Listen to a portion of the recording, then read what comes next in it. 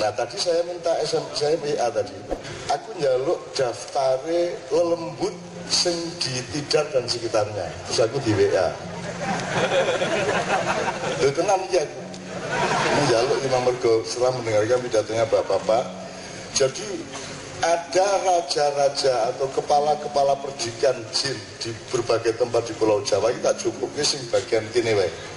Di Gunung Tidar dikuasai oleh Ki Kolo Sekti, di Gunung Sindoro Mbah Maduretno, di Gunung Sumbing Jolo Lelo, di Gunung Mungrungan Sidomukti, Gunung Merbabu Tropo, Gunung Kombang Bangsan, Gunung Kolir Prabu Yekso, dan Gunung Kendeng Aji Dipo.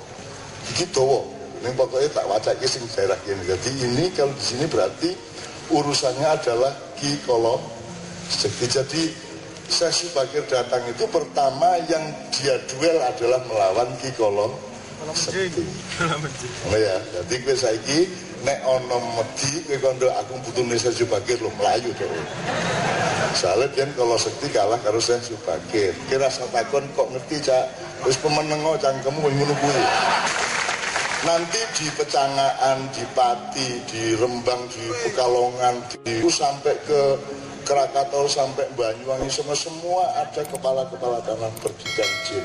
Oleh karena itu Sunan Kalijogo ketika peralihan dari Mojopahit ke Demak itu juga membagi anaknya Brawijaya kelima yang sebanyak 117 orang dibagi untuk menandingi raja-raja jin di banyak tempat. Jadi Anda semua dari Kebumen, Wonosobo, Purworejo, Kutoarjo, Gunung Kidul, Bantul, sampai Kalimantan Selatan, sampai Bali itu semua bersaudara karena Anda adalah turunannya Prabu Brawijaya V. Gitu. Mulanya gampang seduluran mergo kowe janjane satu darah dengan kita semua. Gitu ya. Nah, begitulah Sesi Bakir. Jadi dia yang pertama beresin urusan dengan anak buahnya iblis di sini. Jelas ya, ya? Jelas ya. Nah, maka Sesi Bakir ini sangat penting. Maka Magelang ini jadi paling tua di dalam kelahiran Islam di Pulau Jawa. Nah, itu harus menjadi watak dan keberadaban di dalam kesadaran kita masing-masing. Kue kudu bangga, kue kudu luwes sekti di mana wong sing di luar Tidar. Mergo Tidar itu pancen sing nyekel Jolo, pusat jalannya Pulau Jawa. Oke, kedua, Sesi Bakir ngono ya, oke kira-kira ya.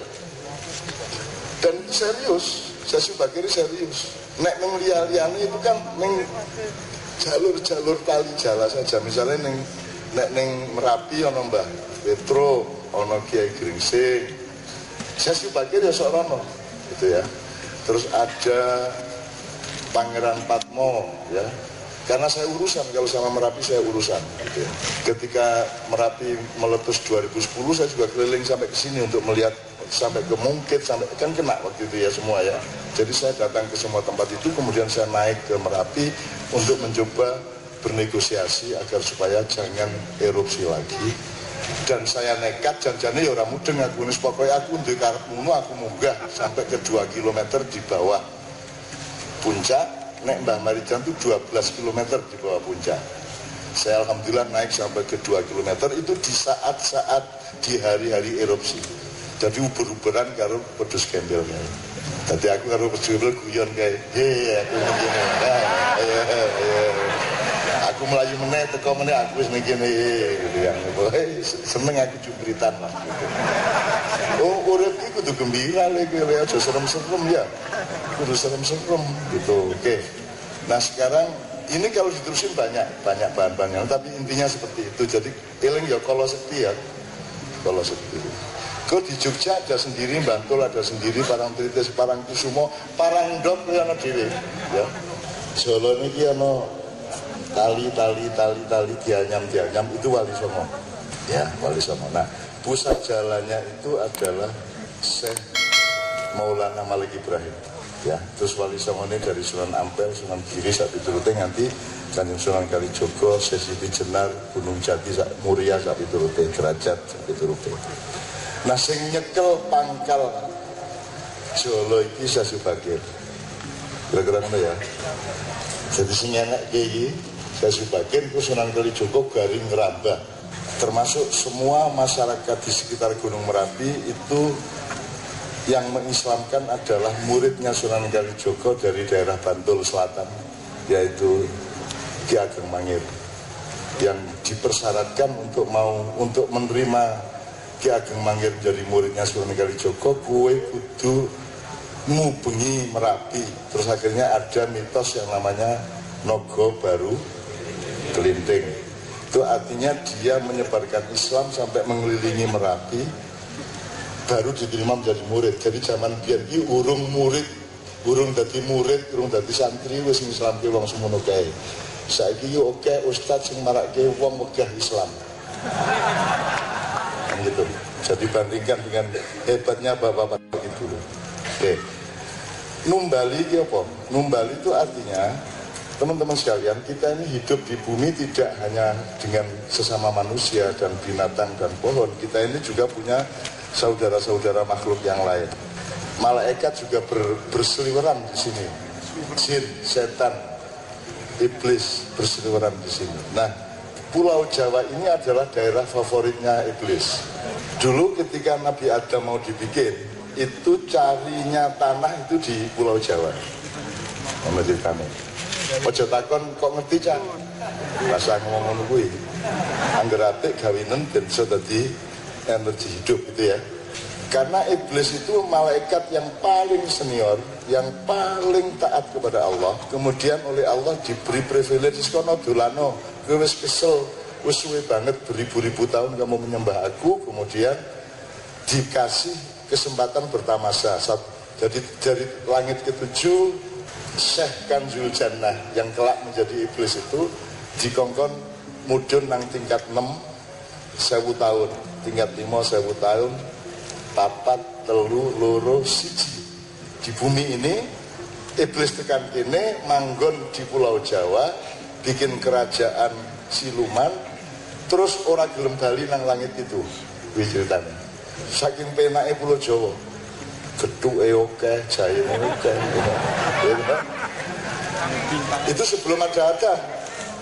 Nah, ketika kemudian Allah berinisiatif untuk ini ja'ilun fil ardi khalifah, aku akan menciptakan khalifah di bumi, tidak di planet lain. Ya. Maka yang enggak setuju iblis. Aku penak-penak ning kene arep ana raja anyar. Nah, maka iblis membantah, untuk apa kamu ciptakan manusia yang kerjanya toh menumpahkan darah dan merusak bumi. Itu ceritanya. Maka kemudian si Syekh, malaikat senior ini, seniornya Jibril alaihissalam ya. Dia malaikat yang paling dahsyat ya. Dia bendaharawan surga yang paling dermawan di seluruh masyarakat surga. Membantah karepe Gusti Allah gawe Adam kuwi, akhirnya di ibliske karo Gusti Allah. Dari cahaya dijadikan api. Jadi ya kira-kira ya. Ini tak dongeng ini ya. Dongeng sebelum tidur ya. Oke. Tapi yuk, masa Gusti Allah dibantah. Allah tetap menjalankan kemauannya. Terus akhirnya, Bril, ayo golek lemah. Jibril kon golek lemah nang golek lempung. Nah, saya tidak bisa memastikan apakah itu di Magelang lempungnya, apa di Kebumen, apa di Blora, apa di Jombang. Sebagai orang Jombang ya aku ya Jombang, mesti kan gitu kan. Yang pokoknya jupuk ning tanah Jawa, ya. Ini untuk melatar belakangi supaya Anda paham Sasu Bakir. Tapi sampai di sini malaikat Jibril dilawan oleh iblis, dan karena memang kalah senior, Jibril kalah. Balik nang langit itu Mikael, balik Israfil, balik garis siji. Tokohnya Allah yang malaikat yang paling utama yaitu Israel. Ada malaikat yang lain nih kalah sekti karo liali karo sing papat kuwi. Nah, Israel kongkon terakhir kongkon jupuk lempung dinggo gawe tapel atau patungnya Adam alaihissalam. Nah, karena pengalamannya Jibril yang gagal, Mikael gagal, Israel berpikir iki iblis iki nek aku duel urung karuan menang. Kudu nganggo strategi aku. Kudu tak hapusi cahaya, gitu kan? Akhirnya malaikat Israel datang ke sini dengan seorang intel. Intel itu namanya malaikat Salim. ngono ceritane. Ki rasa takon meneh ya. Terus pokoke ngono kuwi ya. Malaikat salim. Klaim ya dan siap kan. Siap. Benak sih.